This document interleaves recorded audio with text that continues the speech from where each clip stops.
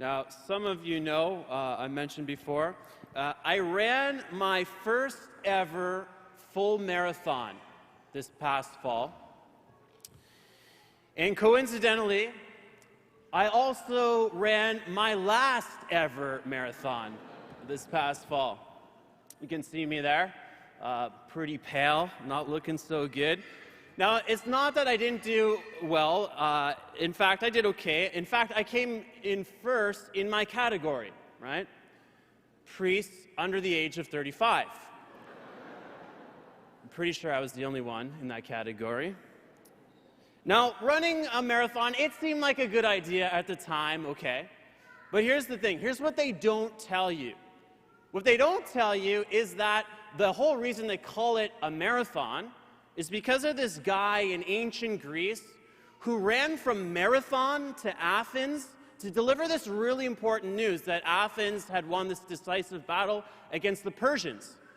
And as soon as he arrived to Athens and delivered this news, he fell down and he died of exhaustion, okay? That's what we do in a marathon. And someone somewhere on a committee thought to themselves, hey guys, I got a great idea. Let's do this every year, but we'll get people to pay us to run. And we'll give them a poorly designed t-shirt, you know, get them all in it. Anyway, the poor guy, they didn't even name the race after the guy who died. They name it after the route that killed him. So that's what we do in a marathon. Now, the whole thing was a pretty painful experience for me, physically, emotionally. It was grueling, and at times humiliating. For example, there was that moment about 15 minutes into the race, and I'm off to a great start. I feel pretty good about myself. And then I look over to my right, and this guy just kind of leaping gracefully like a gazelle past me, and he's pushing a buggy with a child in it. And then it dawns on me, okay, there's an infant in this race who's going to have a better marathon time than me. And I don't know if that was the most humiliating moment or the moment about halfway through. Again, I'm making good time. I'm feeling pretty good about myself. And this guy just flies by me, and he's wearing this giant inflatable chicken suit. Like, why? Now, it was around kilometer 30 when things really began to take a turn. Up to that point, I was flying, I was beating my time, my expected time, I was doing really well. But all of a sudden, around kilometer 30, I started to experience these intense muscle spasms all up and down both of my legs. It was like these non-stop Charlie horses. I was feeling things in places in my body I didn't even know I had. And it became so intense at one point that I just had to stop running. I stopped, and I was in such pain, I didn't know if I was going to make it. I started playing through all the scenarios of what it would look like if I quit, if I stopped running. And I got to the point, I just wasn't sure if I could push on any further, if I could take the pain. Now, they say that in a long-distance race like this, you go through a whole lifetime in a day. Extreme highs and extreme lows, euphoria and depressive moments. Life is kind of like a marathon. There are highs, and then there are lows. And sometimes the lows can be very low. You can be running along one day and everything can be going really well and you can feel good about yourself and about the direction you have in life. And then all of a sudden, out of nowhere comes this intense pain. It could be emotional, like a betrayal or an estrangement with a family member. It could be division in the family, like about what we heard in the gospel. It could be an unexpected diagnosis. Chronic illness. It could be a tragic loss of someone you love, or sometimes just the grueling day-to-day trials and crosses that come to us. And sometimes we come to a point where we're just not sure, can I push on any further? I don't know if I can make it, if I can take any more. Now, the mystery of human suffering, it's an inescapable dimension of the life that we live, part of the fallen human condition. The philosopher Friedrich Nietzsche would say, to live is to suffer. Now, we often ask, why do some people seem to suffer more? Or why do I suffer this thing at this time? Like, why? And none of us, we don't know the answers to those questions. The truth is, none of us get to choose the crosses that come to us, or when they come. But we do get to choose how we respond when they do. Now, when you boil it all down, I think that really there are three fundamental responses we can make to the trials and crosses and sufferings that come to us in this life. I labeled them this way. There's sort of the response of the hedonist, the Stoic, or the Christian. Now, it was Sigmund Freud who first identified what he called the pleasure principle. It's sort of this normal human tendency for every human person to want to avoid pain and seek pleasure. And so the hedonist approach to suffering is just to live according to that basic human tendency to avoid pain and seek pleasure. And it might look like, having a few extra drinks to take the edge off. It might look like escaping into hours of video games or Netflix just to escape some of the pain or discomfort of life in general. It could look like eating your feelings or pill popping or burying yourself in work so that you don't have to think.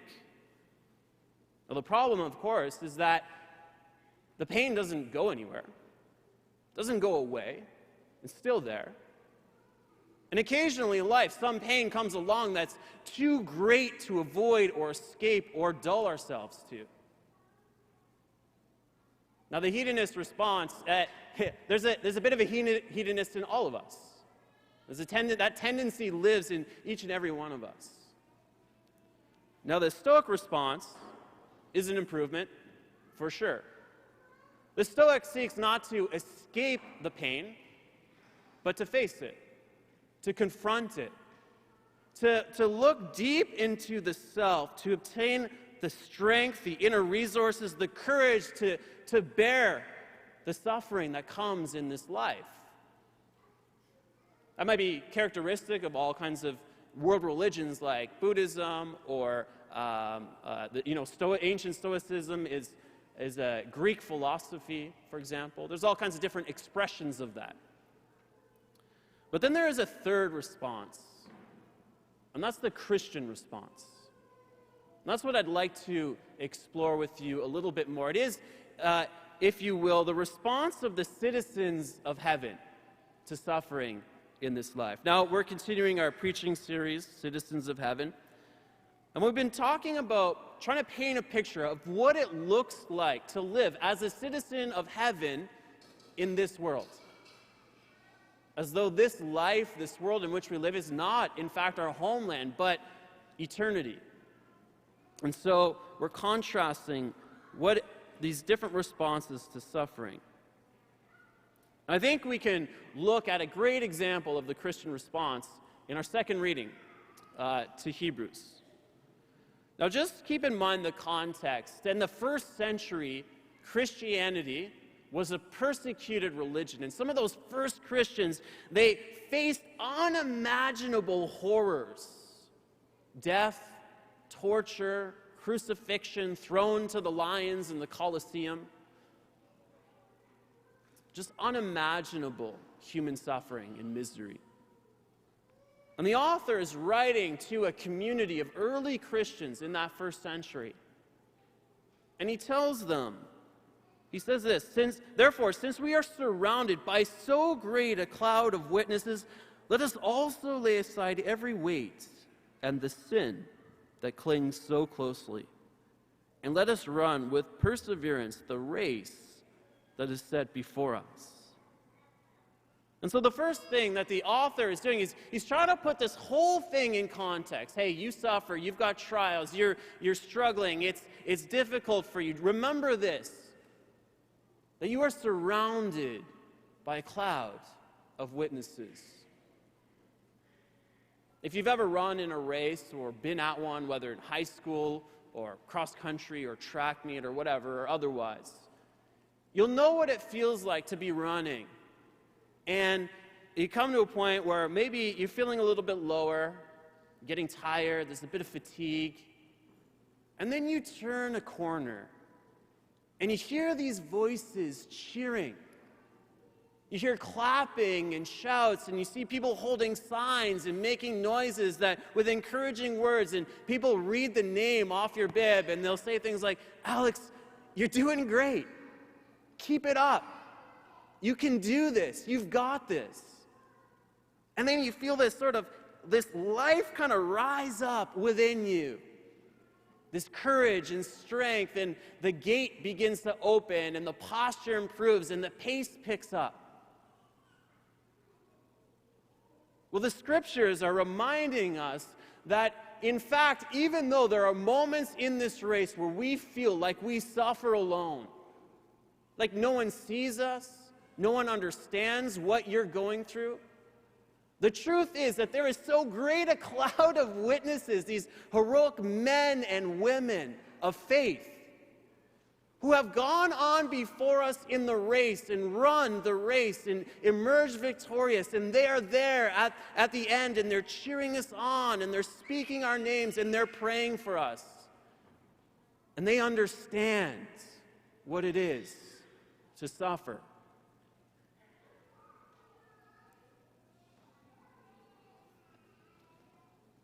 And then the author, the scriptures continue. Let us run with perseverance the race that is set before us, looking to Jesus, the pioneer and perfecter of our faith, who, for the sake of the joy that was set before him, endured the cross, disregarding its shame, and has taken his seat at the right hand of God. There's so much packed into this one verse. But here's the main thing I want you to know.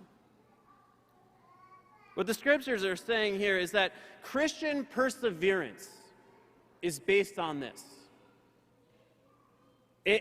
Christian perseverance is not based like it is on the Stoic, right, who looks into themselves to find this deep inner strength from which they might face the trials and the crosses that come.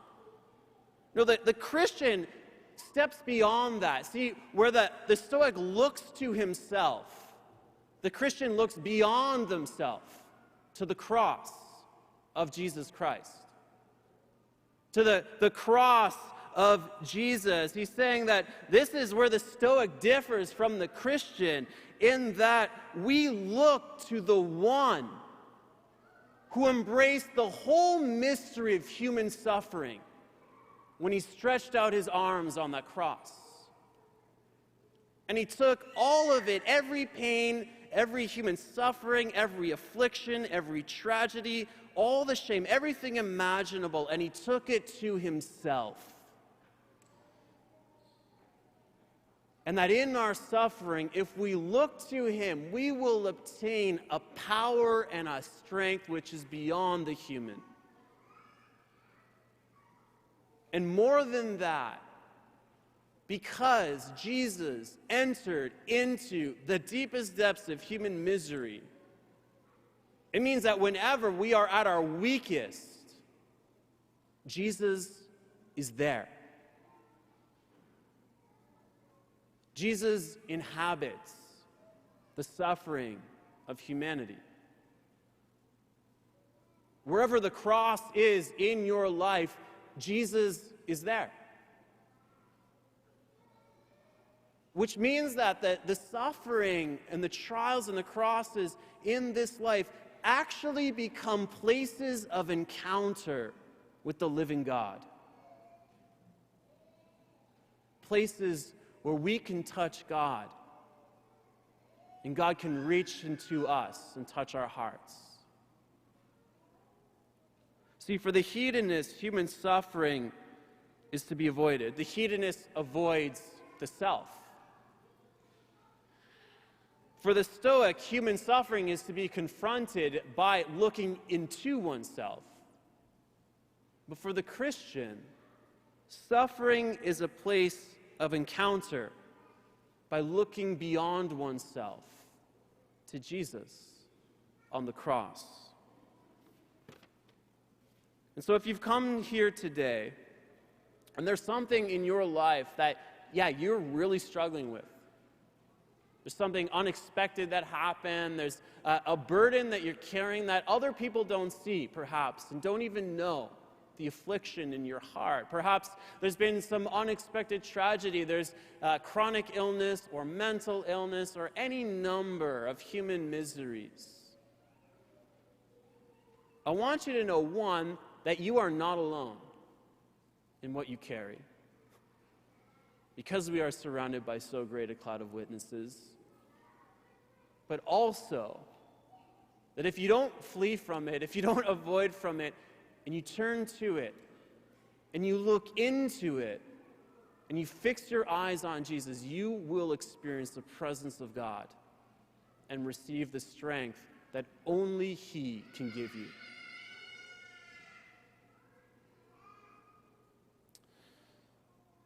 Now, it was after kilometer 30 that the spasms became so painful I wasn't sure if I could go on any further. And I even stopped, I stretched, I began walking, and the pain didn't go away. I didn't know if I could keep going. But then something popped into my head when I was at the lowest point, the lowest moment. And it was a scripture passage, Hebrews 12. Therefore, since we are surrounded by so great a cloud of witnesses, let us run with perseverance the race that is set before us, with our eyes fixed on Jesus, the pioneer and perfecter of our faith, who for the sake of the joy set before him endured the cross. And then I said, okay, Jesus, you did it for me, so I'll do it for you.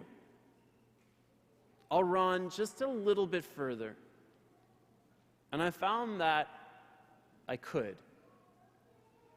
The spasms didn't go away, the pain didn't stop, but I found that I could bear it just a little bit longer.